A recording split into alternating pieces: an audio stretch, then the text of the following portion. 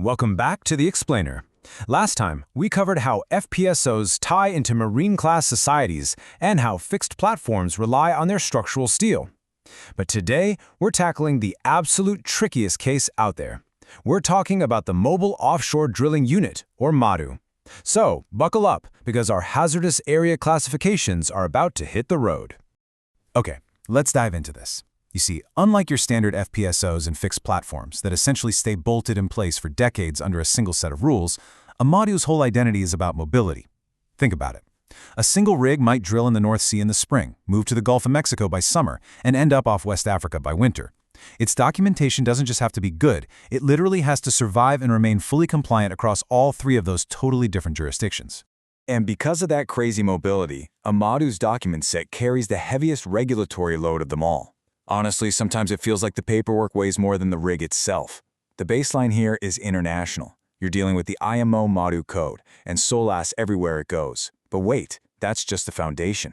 On top of that international baseline, you also have to satisfy whatever specific flag state and coastal state requirements apply at that exact job site. Your hack package has to be completely defensible against all of them simultaneously, not just the rules of the country where it was built. So what does this actually look like in your document folder? Well, your standard 3-document hazardous area classification set obviously still exists, but for a MODU, it expands pretty significantly to cover highly specific drilling systems. You're going to need to add a detailed drilling mud system schematic, a highly precise degasser location diagram, and a well control interface register.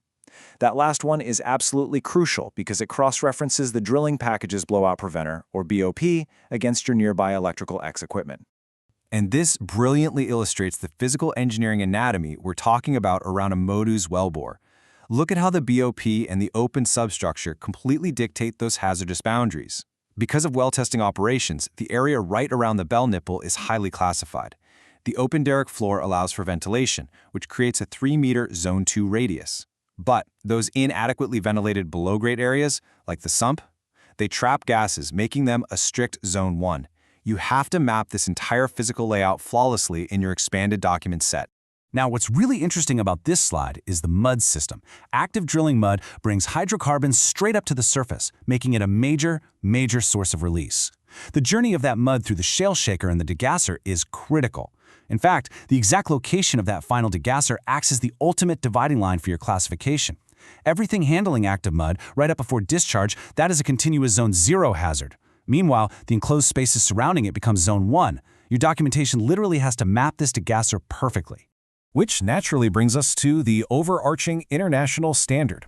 As IEC 618092-7 points out, the area classification for these mobile units absolutely must comply with the provisions in the IMO 1989 MODU code.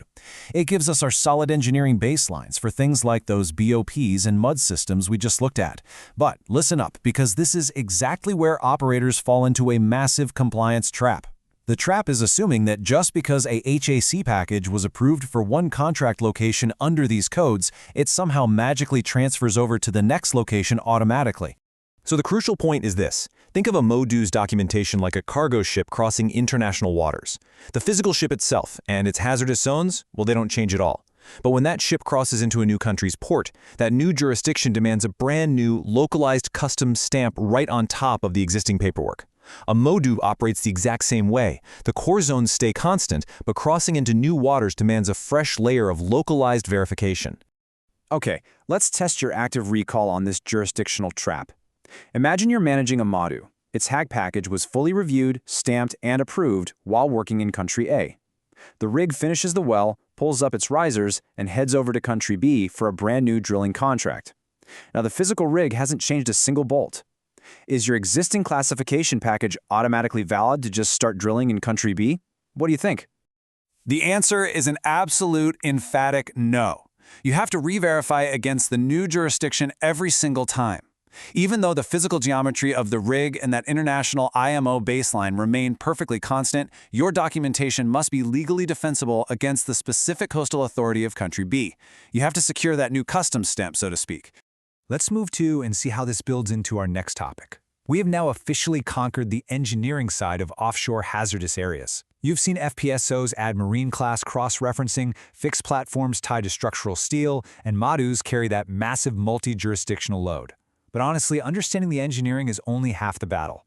If lives and multi-million-dollar contracts are literally on the line, how do you actually prove you have the professional competence to put your signature on these critical documents? Well, we'll uncover the complex world of IECEx and CompEx certification schemes in our next explainer. Thanks for joining me, and I'll see you there.